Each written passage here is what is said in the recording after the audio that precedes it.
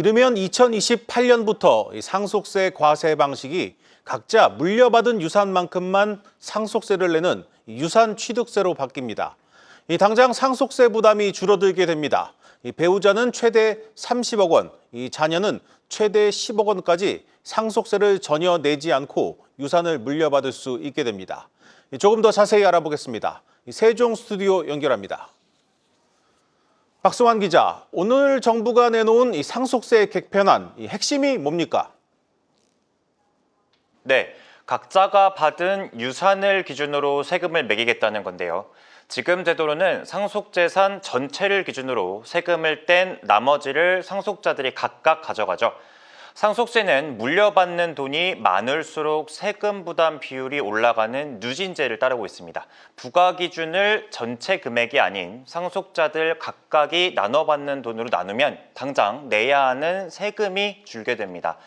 가령 15억 원을 자녀 3명에게 물려주는 경우를 예로 들면요. 지금은 15억 원을 기준으로 3명의 상속자가 4억 2천만 원씩 받을 수 있는데요.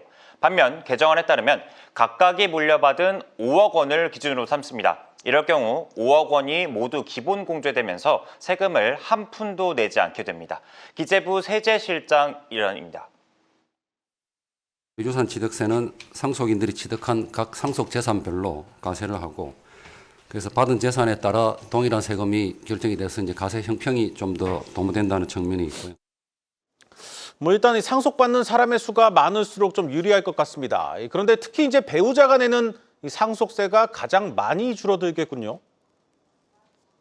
그렇습니다. 배우자가 상속받는 재산 10억 원까지는 세금을 부과하지 않는 게 이번 정부안입니다.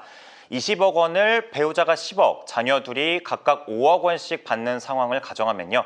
지금은 일괄로 5억 원을, 배우자에겐 법이 정한 상속 비율, 그러니까 법적 상속분에 따라서 8억 6천만 원을 추가로 공제하는데요.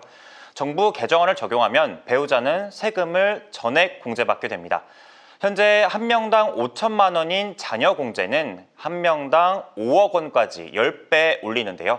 다자녀 가구에게 더 많은 혜택이 돌아가게 된다는 설명입니다. 추가로 미성년자나 장애인 등 상속자 각각의 상황에 따른 세금 지원도 강화됐습니다. 다만 이번 개편안에는 과표 구간을 올리거나 최고 세율을 낮추는 등의 내용은 담기지 않았습니다. 자, 일단 이 정도면 이 대부분의 경우 이 상속세를 내기 위해서 살던 집을 팔아야 하는 일은 없어질 것 같습니다. 그런데 결국 이제 이 개편안이 국회를 통과할 수 있느냐가 관건입니다. 야당의 이 부자 감세 이 주장 넘어설 수 있겠습니까? 당장 쉽진 않을 것 같습니다. 정부는 이번 상증세법 개정안을 입법 예고와 공청회를 거쳐 오는 5월쯤 국회에 낼 계획인데요. 이후 세금 징수 시스템을 준비하고 보완 입법에 들어갈 계획입니다. 일괄 부과에서 각각으로 과세 방식이 복잡해지는 만큼 이에 대한 철저한 준비가 필요하다는 설명입니다.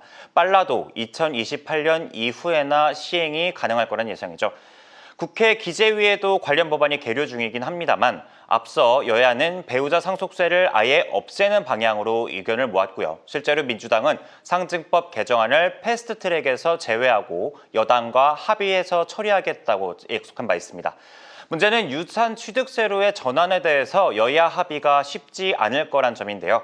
국회가 지금의 세제 방식을 큰 틀로 놓고 세부 내용에 대해서 논의하던 중에 나온 정부발 개편안을 두고 집수리를 하려고 하는데 재건축 계획을 내놨다는 지적이 나오는 상황입니다.